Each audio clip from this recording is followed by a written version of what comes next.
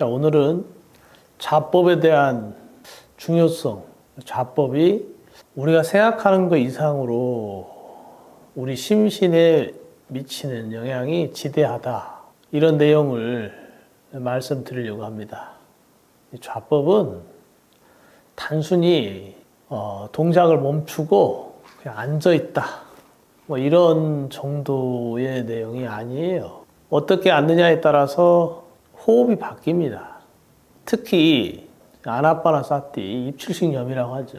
호흡을 관찰한다고 하는 것에 대해서 면밀하게 좀 생각을 해보고 진정 내 안에서 호흡이 어떻게 일어나는지를 보면, 그리고 그 호흡이 좌법에 따라서 매우 다른 결과를 낳는다는 것을 경험해 본 이후에는 아무 좌법이나 앉아 있어도 된다라는 생각이 사라집니다. 우리는 이미 어떤 한 생각으로 결론 내리고서 나의 경험을 규정 지어 버리는 경우가 있어요. 좌법을 경험한다 또는 호흡을 경험한다. 이건 일상적인 경험이 아닙니다. 일상적인 경험이 아니기 때문에 아주 특별한 어떤 순간, 어떤 조건이 갖추어지고, 예를 들면 뭐 요가 수련을 한다거나 또는 명상을 한다거나 할 때, 좌법이라고 하는 것이 호흡을 하기 위한 어떤 조건이 된다. 또는 호흡을 잘 보기 위한 조건, 또는 내 가슴 속에서 일어나는 어떤 내적인 울림을 잘 본다.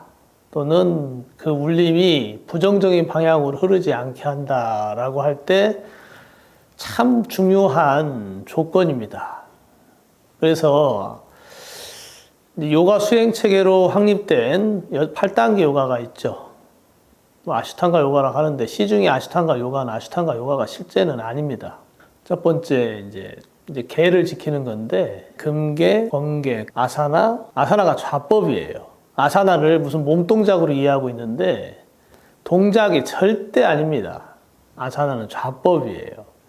그 다음에 좌법에 이어서 호흡, 프라나야마라고 하죠. 그 다음에 프라티야하라, 재감이라고 그러는데, 재감이라고 하면은 확 와닿지가 않아요. 직설적으로 그냥 호흡이라는 현상과 연관시켜서 얘기하면 손발과 눈, 코, 입, 귀를 통해서 이제 바깥쪽으로 흐르는 호흡을 프라티, 아하라, 그러니까 반대로 거두어 들인다. 반대 방향, 바깥쪽이 아니라 내적인 방향으로 몰입시킨다, 이런 뜻이에요.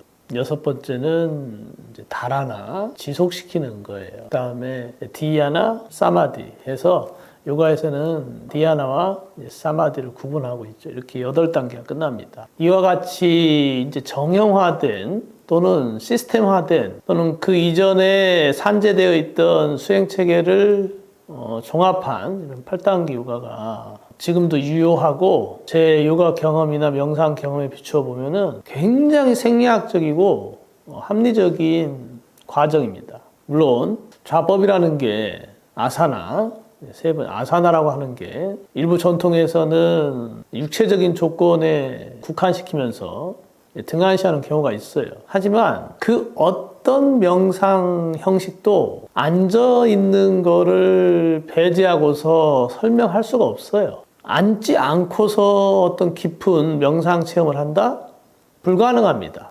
그리고 불전에서도 말하듯이 수하정좌라고 그러죠. 수하. 그러니까 나무 아래에 바르게 앉아서 선정에 들었다. 이런 내용들은 흔히 발견됩니다. 그러니까 여기서 앉는다라고 할 때 그 좌법은 교족자예요. 그 교족자는 불교만의 좌법이 아니고 불교 이전에 모헨조다로, 인더스 문명 하라파와 같은 지역에서 흔히 신상의 모습으로 제작됐던 좌법이에요. 그리고 그것이 기원전 2500년 엄청난 과거 역사죠. 지금으로 비춰보면 거의 한 4000년 이상 된 시대예요. 그 시대부터 그런 좌법을 했다는 거예요.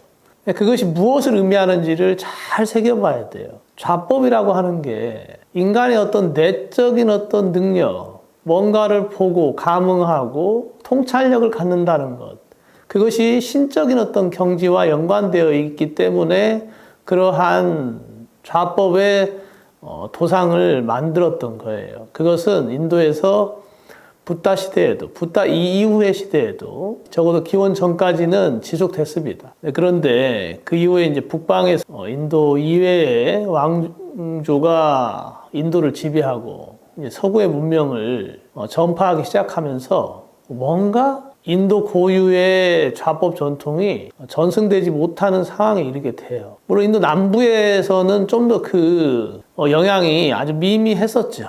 그래서 한동안은 불상을 제작하더라도 교족자 불상을 상당 기간 제작했습니다. 그러니까 이 좌법을 어떤 문화적인 어떤 역사적인 어떤 고고학적인 유물로 한정시켜서 얘기하려고 하는 게 아니에요. 실제 경험을 하지 않고서는 이 좌법이라는 게 어떻게 호흡에 영향을 미치고 내적인 마음의 변화에도 어떤 상관관계를 갖는지에 대해서 이해하는 것이 굉장히 어렵습니다. 일단 교족자는 그 좌법을 취하면 물론 미세한 스킬이 필요하긴 해요.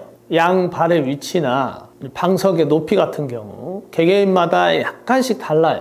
그래서 이런 교족자를 제대로 잘 갖춰서 하게 되면 이제 아나파나사티의 입장으로 보면 그냥 온몸으로 호흡이 그런 내적인 현상이 일어납니다. 그냥 자연스럽게 일어나게 하는 좌법이 교족자예요. 이 교족자는 바르게만 실천한다면 그 어떠한 명상 좌법에 비교할 수 없을 만큼 대단한 겁니다. 후대에는 밀규 전통에서는 특히 하타요가라고 하는 그런 전통에서는 이 좌법 이상의 어떤 아사나가 없다라고까지 선언하고 있어요.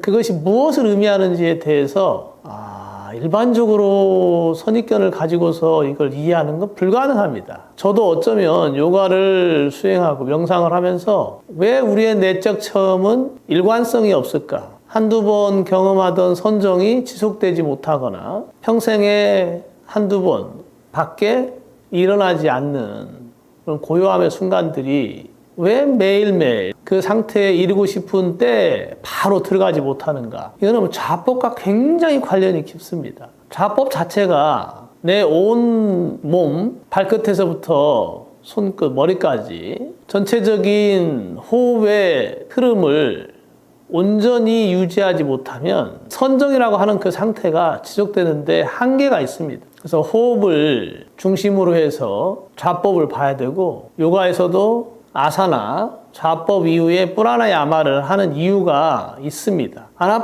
아나파나사티와 같은 경우도 마찬가지예요. 아나파나사티를 제대로 하려면 실은 교족자를 해야 돼요. 교족자를 하면 자연스럽게 호흡이 배꼽 밑으로 해서 다리를 뚫고서 발가락까지 통하게 돼 있습니다. 이런 온 몸을 경험하는 순간이 와요. 그것은 밀교나 또는 고대 도교의 수행 체계에서 도교에서는 대주천이니 소주천이니 구분해서 설명을 하잖아요.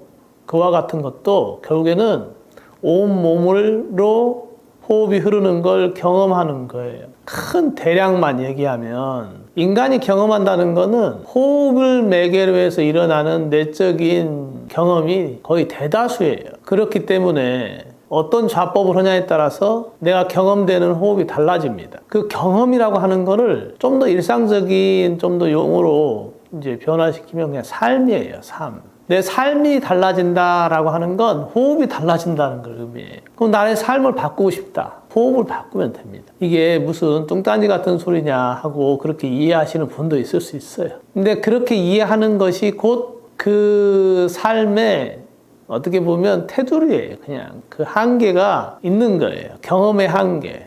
호흡을 경험해 본 적이 없고 좌법을 경험해 본 적이 없기 때문에 좌법이나 호흡 이외의 어떤 생각으로 좌법과 호흡을 규정 지으려고 합니다. 그게 생각의 차원에서는 효율성이 있어요.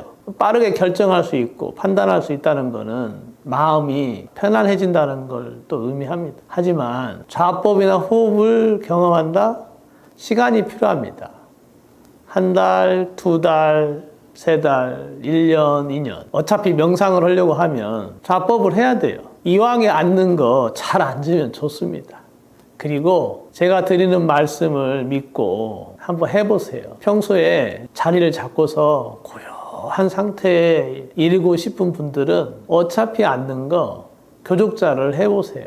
하시면은 분명히 달라지는 호흡의 변화를 확인하실 수 있어요. 그렇게 호흡의 변화를 확인한다, 이 얘기는 바르게 호흡이 흐른다라는 걸 보는 거예요. 그러니까 교족자를 하기 전에는 호흡이 바르지 않다는 겁니다. 또 이러면 일상적으로 숨을 우리는 그냥 자연스럽게 쉬고 사는데 그게 무슨 문제냐. 근데 일상적으로 온전히 부족함 없이 숨을 쉬고 그 숨이 온몸으로 흐른다면 병이 없겠죠. 불편함이 없고 감정적인 치우침도 없을 겁니다. 우리가 일상에서 경험하는 괴로움들, 이건 전부 호흡의 불균형과 관련이 있어요.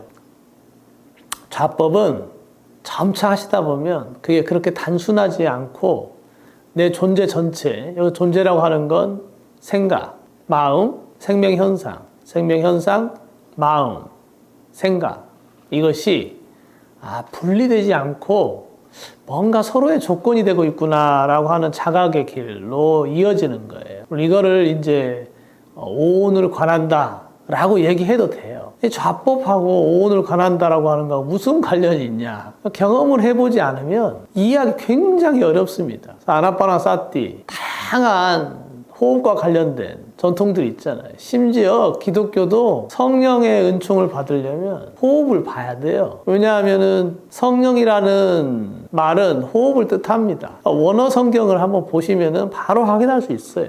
지금의 기독교의 예배에서 호흡은 찾아보기 어렵죠. 이런 게 이상하지 않잖아요. 이거는 단지 성경 해석의 문제에 국한되지 않아요. 니까야나 아함경, 불경에서도 마찬가지예요.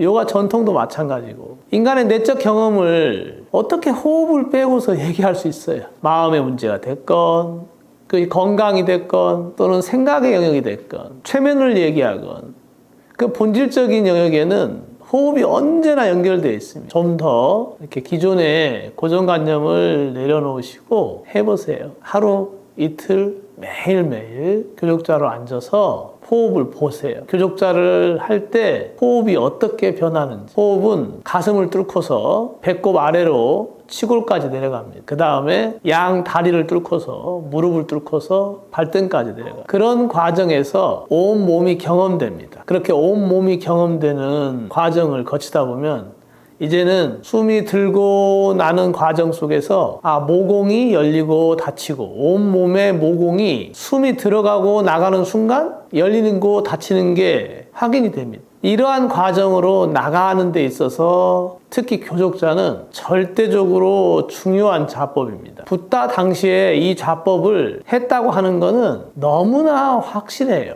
빨랑까 아사나라고 돼 있죠. 파리앙까라고, 이제 산스크리트는 파리앙까입니다. 명상을 하건 불교 관련된 공부를 하시건 간에 또는 교회를 다니건 종교가 어떤 것이 되었던 간에 종교인에 따라서 우리의 폐가 다르고 신체적인 생리 구조가 다른 게 아닙니다. 성경에 나오는 그 성령이 각각 우리 안에는 다 다르다라고 가지고서 판단하고 있기 때문에 괴로움이 있는 거예요. 내적인 현상은 이슬람교도건 기독교건 피부색에 따라서 달라지는 게 아니에요. 다 동일합니다. 인간 자체는 내가 경험하고 있는 내면의 괴로움이나 77억이 경험하는 내면의 괴로움의 양상이 동일해요. 그 동일한 내적 현상에 대해서 확인하는 과정.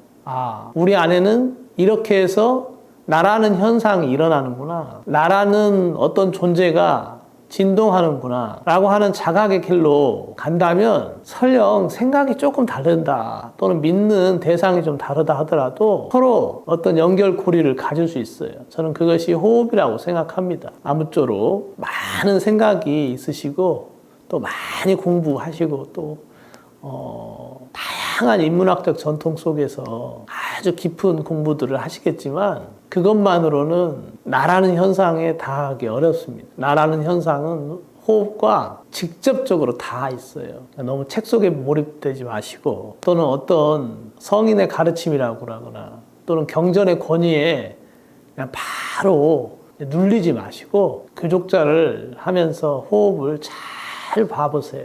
종파와 관계없이 인도에서 실천되었던 수행법입니다. 여기까지는 대략 좌법에 대한 중요성을 말씀드렸던 것 같고, 그럼 제가 이제 좌법을 하면서 경험했던 것들을 말씀드리는 게 좀 도움이 될지 모르겠네요. 저도 교족자를 누구한테 배운 게 아니에요. 절에 가도 이제 불상이 결과부자로 되어 있잖아요. 그러니까 그거에 대해서 의문을 제기하는 사람은 없었어요.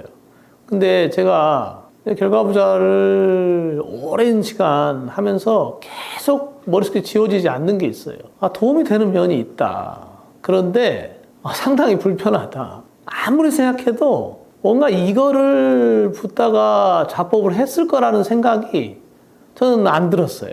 허벅지를 양발로 강하게 압박을 하는 그 상태가 오랜 시간 지속된다는 게 생리적으로 납득이 갈 수 있나? 이런 거예요, 그냥.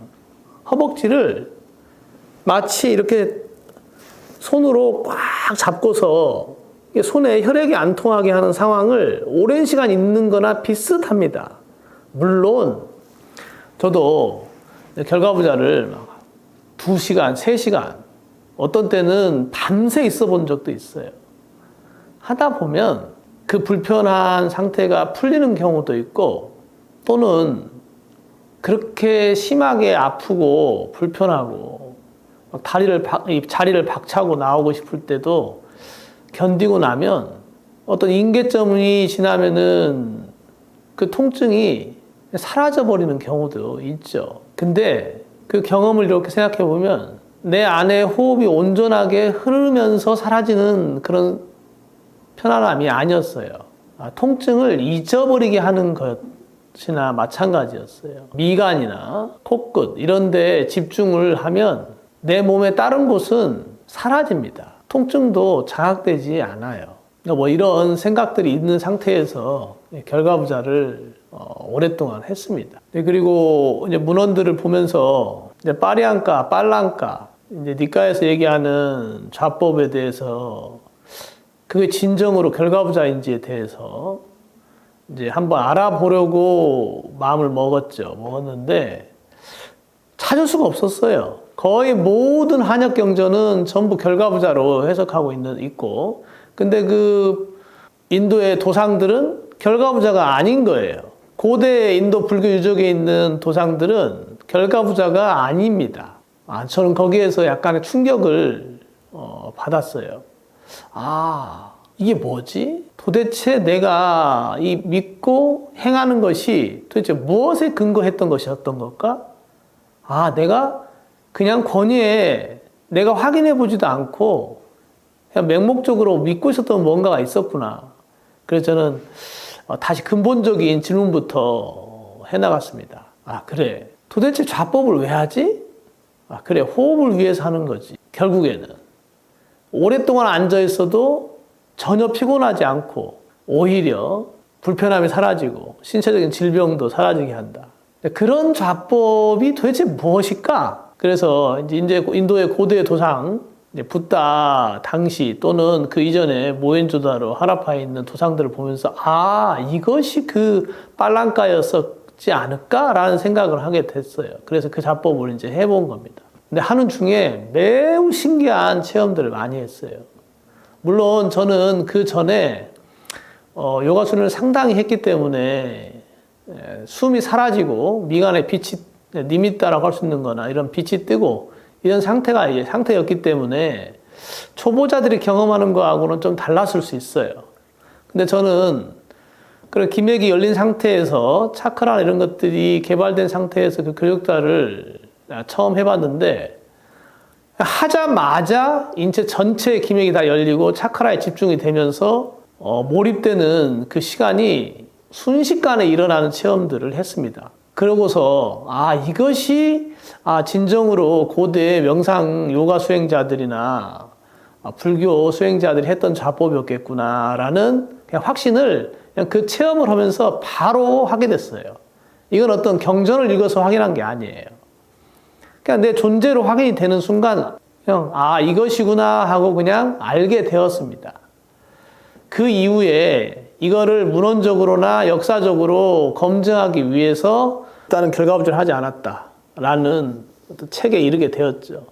이 책 내용 자체가 굉장히 복잡합니다. 불교 역사, 생리학 이런 게 다 막 결합되어 있기 때문에. 그래서 불교사를 한번 전체적으로 쭉 뚫으면서 좌법에 대한 거를 살펴봤어요. 결론은 역시 부다는 결과부조를 하지 않고 교족자를 하였다. 예. 그러니까 교족자라고 하는 이 좌법을 해보세요. 그러면 처음에는 숨길이 열리지 않아서 좀 힘드실 거예요. 당연히 힘들죠. 그러니까 그렇게 힘들기 때문에 편안하지 않네라는 결론을 빨리 내리지 마시고 어느 정도 인체 내부에 호흡의 길이 열리려면 시간이 필요해요. 긴 시간이 필요합니다. 꾸준히 하시다 보면 분명히 내적인 제가 경험했던 그런 현상들을 같이 공감하실 수 있을 겁니다.